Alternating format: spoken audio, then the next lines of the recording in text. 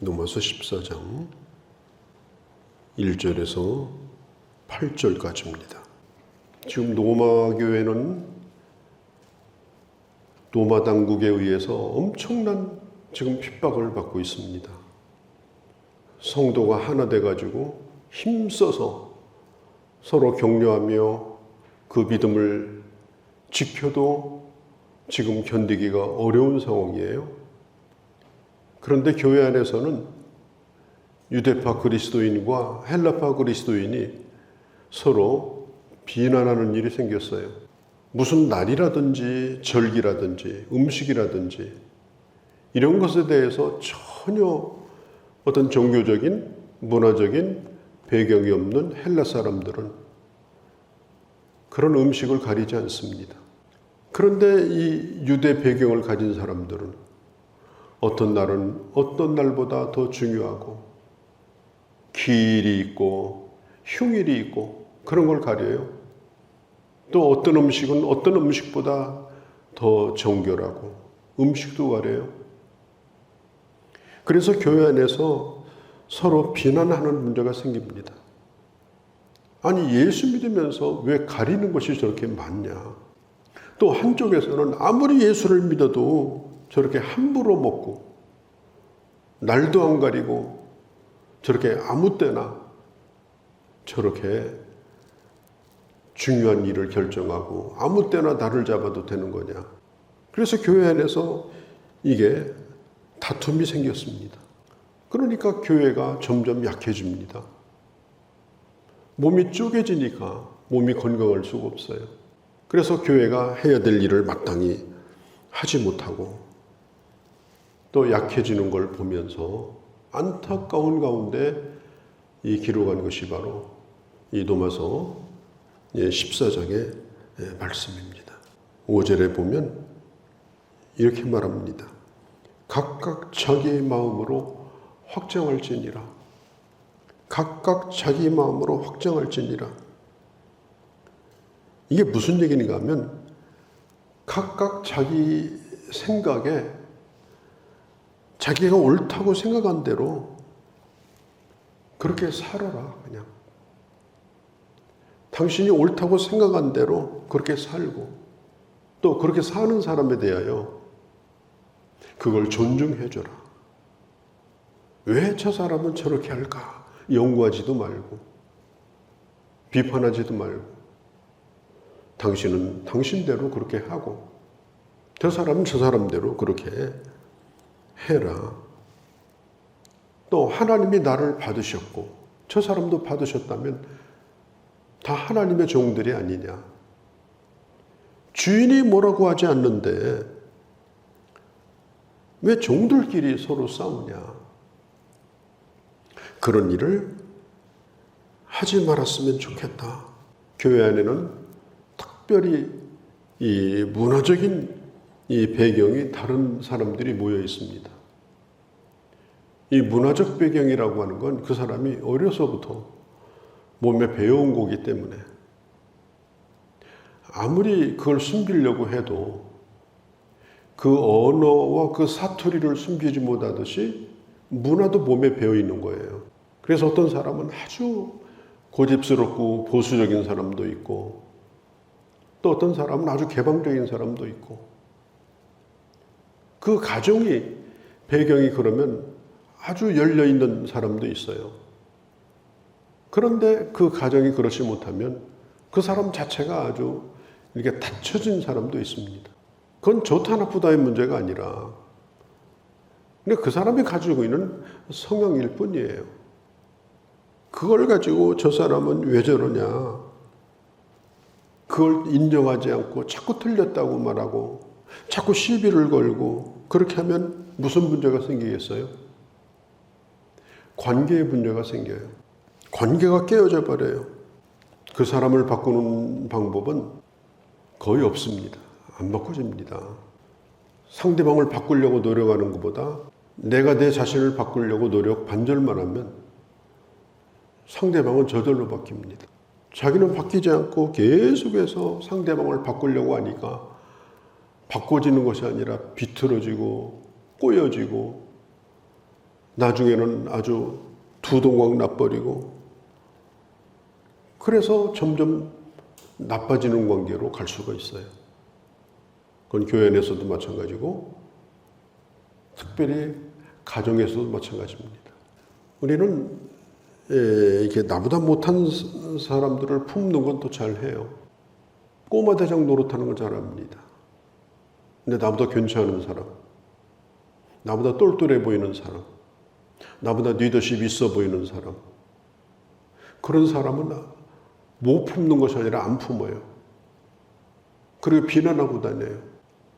괜찮은 사람 가까이 하면 나도 괜찮은 사람 되잖아요.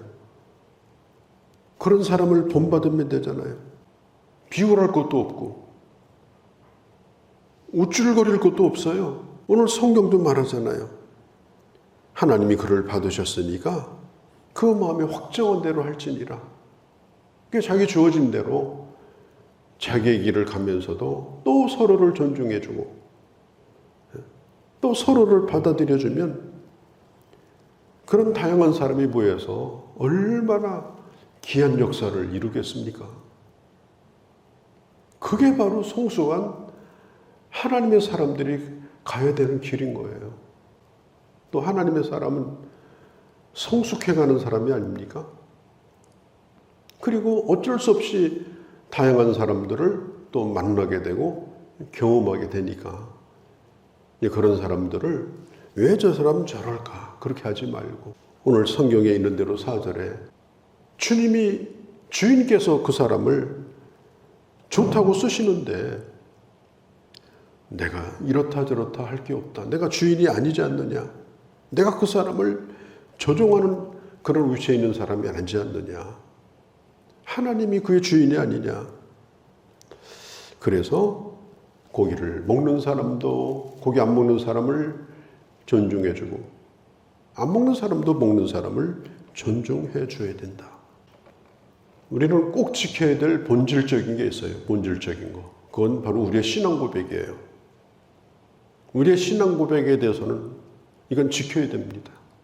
그걸 허문다든지 그것을 바꾼다든지 하면 안 돼요. 그건 타협할 수 있는 게 아닙니다. 우리는 한 교회에서 만나서 같은 신앙 고백을 하잖아요. 본질적인 것에 대해서는 우리 이미 하나 된 사람들입니다. 그러면 다른 것은 다 비본질적인 거예요. 비본질적인 거. 그런 것은 하나님께서 다 받아주셨어요. 그런데 어떤 사람은 하나님보다 더 보수주의자야. 내 눈에는 안 된다는 거예요. 하나님보다 더 정통주의자예요. 내가 이제까지 살아왔던 정통하고 틀리다는 거예요. 아니 하나님도 그렇다고 하는데 내가 하나님 노릇을 왜 하는 겁니까? 가만히 생각해 보면 이 어이가 없는 일이에요. 우리가 이제까지 상당히 그렇게 살아오지 않았습니까? 이제 우리는 내가 하나님의 사람임을 또 그 사람도 하나님의 사람임을 그 다음에 나도 그렇고 그 사람도 그렇고 주를 위해 살려고 하고 죽으려고 하는 사람들이니까 목숨을 걸고 하나 될 이유가 얼마든지 있지 않느냐. 6절 9절에 보면은 위하여라는 말이 무려 산다는 말, 위하여라는 말이 무려 8번이 나옵니다. 위하여 산다. 6절에서 8절까지. 뭘 위하여? 주를 위하여. 그리고 산다. 사는 것뿐 아니라 죽는 것도 주를 위해서 죽는다. 누가? 우리가. 우리가 바로 그런 자들이다. 위하여 산다는 뜻이 뭐예요? 목적이에요. 우리 인생의 목적. 우리 인생의 목적은 바로 나를 위해 사는 것이 아니고 살아도 나를 위해 살지 않고 죽어도 나를 위해 죽지 않고 사나 죽으나 우리는 주의 것이니까 주를 위해서 사는 자다. 사람이 자기만을 위해서 사는 것만큼 재미없는 사람이 없어요. 주부도요. 자기 먹으려고 그냥 뭐 12첩 밥상을 차려가지고 은식기에다가 은수저에다가 혼자 혼밥 먹고 있는 사람은요, 정신이 이상한 사람이에요. 자기를 위해서는 그렇게 하지 않습니다. 그러나 남을 위해서는 그렇게 합니다. 왜? 그렇게 하는 것이 힘들어도 행복한 거예요. 신앙생활도 마찬가지고 우리의 삶도 마찬가지예요. 자기를 행복하게 하려고 자기를 위해서 사는 것은 별 보람이 없어요. 주를 위해서, 주의 영광을 위해서 사는 사람, 그 사람이 제일 행복한 사람이다. 특별히 살아야 될 이유와 죽어야 될 이유가 동일한 사람이 행복한 사람이에요.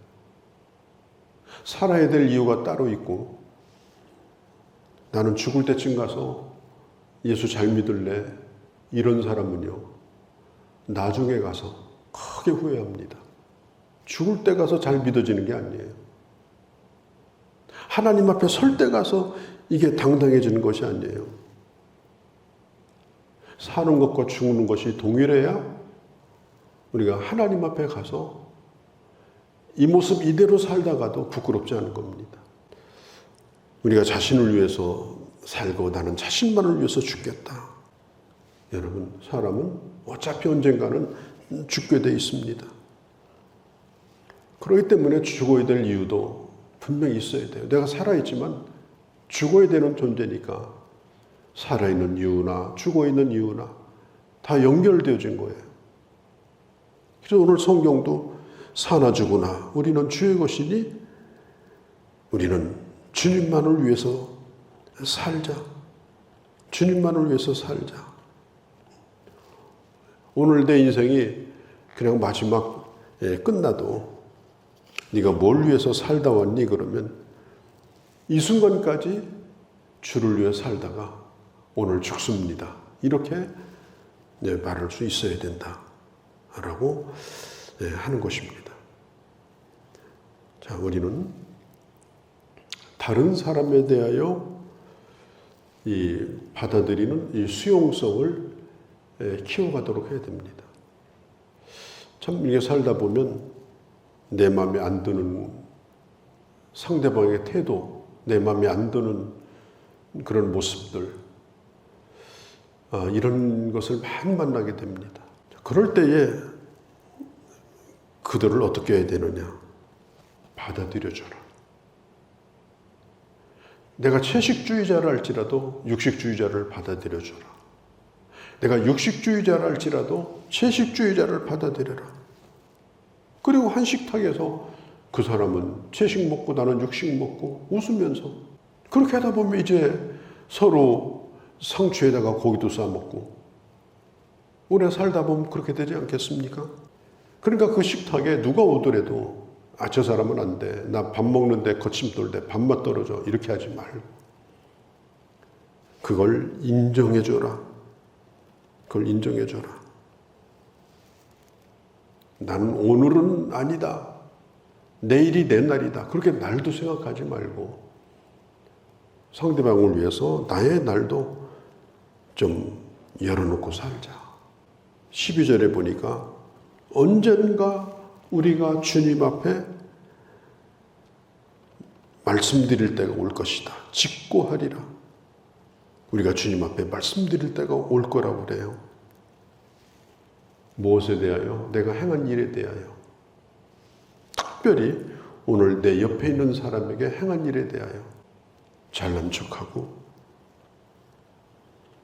그리고 교만하고 또 상대방을 무시하고 그 사람이 내 옆에 있다면 우리는 하나님 앞에 섰을 적에 입이 있어도 할 말이 없는, 한마디로 말하면 상당히 잘못 살게 된 인생으로 결론을 지을 수밖에 없다. 자, 그러니까 이게 얼마나 이게 심각하고 중요한 문제입니까? 그러니까 본질적이 아닌 거 가지고 문화의 문제를 가지고 순교할 필요는 없어요. 그냥 그 사람 하도록 내버려 두면 돼요. 문화의 문제를 가지고 패를 가릴 필요 없어요. 서로 좀 틀린 게 아니고 서로 좀 다른 거니까 그냥 받아들여주고, 그렇게 하다가 주님 앞에 갔을 때 직고하리라. 우리가 주님 앞에 그래도 할 말이 있고, 또 주님께서도 우리에게 좋은 말씀을 하시지 않겠는가. 오늘 이렇게 성경은 말하고 있는 것입니다. 나이는 먹는데 이게 안 되면 모든 사람이 그렇게 얘기해요. 저 사람 잘못 산 거라고. 그러면 얼마나 그게 후회스러운 일이겠어요. 사나 죽으나 우리는 주의 것이고, 또 살아도 주를 위해, 살아도 죽어도 주를 위해, 나를 위해 살지 않고 하나님의 영광을 위해서 사는 그런 우리 귀한 주의 자녀들이 되어주시기를 바랍니다. 거룩하신 우리 아버지 하나님, 오늘 우리가 얼마나 많이 다릅니까? 그러나 주 안에서 얼마나 많이 같은 부분이 많습니까? 가장 중요한 것은 하나님을 섬기고 한 신앙 고백을 하는 것만큼 놀라운 기적이 어디 있습니까? 이것은 함께 지키며 목숨을 걸어야 될 겁니다. 이것을 잊지 아니하고 내 형제를 받으며 품으며, 그리고 함께 하나님 앞에 가서 우리가 서로 품고 사랑했노라고 말씀드릴 수 있는 그 길을 걸어가는 저희들 되게 하여 주시옵소서. 오늘도 주께 의탁합니다. 우리 주 예수님의 이름으로 기도하옵나이다. 아멘.